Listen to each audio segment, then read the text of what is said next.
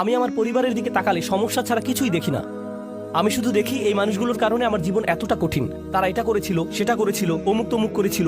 আপনার মাথায় সব সময় তাদের বিরুদ্ধে অভিযোগের তালিকা ঘুরতে থাকে, যেন আপনার মাথায় এর বসবাস। সর্বদা কল্পনায় বারবার ঝগড়ার সময়টাতে ফিরে যান। আমার এখনো মনে আছে তুমি কি কি করেছিলে, আমার এখনো মনে আছে তুমি কি বলেছিলে। তাদেরকে আপনি ওই ঘটনাগুলোর আলোকেই বিচার করেন। এখন আপনি তাদের দেখেন আপনার সমস্ত কষ্টের মূল হিসেবে। তারা এখন এতটুকুতেই সীমাবদ্ধ হয়ে গেল। এটাই হলো বাতিল।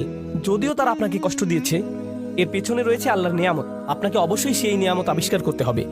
যদি তাদেরকে আপনার জীবনের অভিসম্পাদে সীমিত করে ফেলেন, যদি তাদেরকে জঘন্য মানুষে বা কষ্ট দেয়া মানুষে সীমিত করে ফেলেন, তারা মানুষ, তারা শয়তান নয়।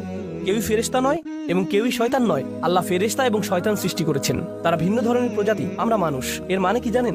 আমরা কখনো ফেরেশতার মতো ভালো কাজ করি, আবার আমরা কখনো শয়তানের মতো মন্দ কাজ করি। আমরা মানুষ, তাই কারো ভালো কিছু দেখে আপনি কখনো বলতে পারেন না এই মানুষটা শুধু ভালো কাজ করে। একইভাবে কারো মন্দ কিছু দেখে আপনি বলতে পারেন না এই মানুষটা শুধু মন্দ কাজ করে। এখন আমরা মানুষকে সীমিত করে ফেলি, বিশেষ করে আমাদের পরিবারে শুধু তাদের ভুল ত্রুটিতে সংকুচিত করে ফেলি, আর শুধু ওই ভুলগুলো দিয়ে তাদের বিচার করি। তখন আমরা একটি মিথ্যা বাতিল ভাবমূর্তি তৈরি করি তাদের সম্পর্কে। এর মাধ্যমে আমরা আসলে আল্লাহর একটা নিয়ামতকে অস্বীকার করছি। আপনি তাদের মাঝে ভালোটা লক্ষ্য করছেন না, কৃত ভুলগুলো কাটিয়ে উঠে ভালো হওয়ার সম্ভাবনাটা আপনি লক্ষ্য করছেন না। মানুষের পরিবর্তন সম্ভব, মানুষের উন্নতি সম্ভব, তাদের বিকাশ সম্ভব, কিন্তু আপনি বাতিলে বিশ্বাস করা শুরু করলেন। আর আল্লাহ এই ধরনের বাতিলের বিশ্বাসটাকে এই আয়াতে তুলে ধরেছেন। সুবহানাল্লাহ, কি অবিশ্বাস্য ছোট্ট একটি আয়াত, কিন্তু এটি পাল্টে দিয়েছে যেভাবে আমি নিজেকে দেখি, এবং এটি পাল্টে দিয়েছে যেভাবে আমি অন্যদেরকে দেখি। আমি এখন আর এই ধরনের কথাবার্তা সহ্য করতে পারি না। ও তোমার অমুক আঙ্কেল, ওনার কখনো পরিবর্তন হবে না। তোমার চাচাতো বোন, সে সবসময় এমনই থাকবে। এই মানুষগুলো আমি জানি, তুমি জানো না। আমার বাবা, ওনার ব্যাপারে আশা করে কোনো লাভ নেই, একেবারে আশাহীন।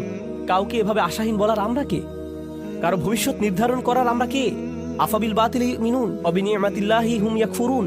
আল্লাহ আজ্জা জাল্লাহ আমাদেরকে সত্যিকারের মমতা দান করুন এবং কৃতজ্ঞতা দান করুন যে পরিবার তিনি আমাদের দান করেছেন তার জন্য। আল্লাহ আজ্জা জাল্লাহ আপনাকে দান করুন প্রজ্ঞা, শক্তিমত্তা এবং হেদায়েত, যেন পরিবারের ভেতরের চ্যালেঞ্জগুলো কাটিয়ে উঠতে পারেন, যেন ব্যাপারগুলো নিয়ে অর্থপূর্ণ গভীর আলোচনা করতে পারেন উদ্দেশ্যপূর্ণ উপায়ে আপনার পরিবারের সাথে।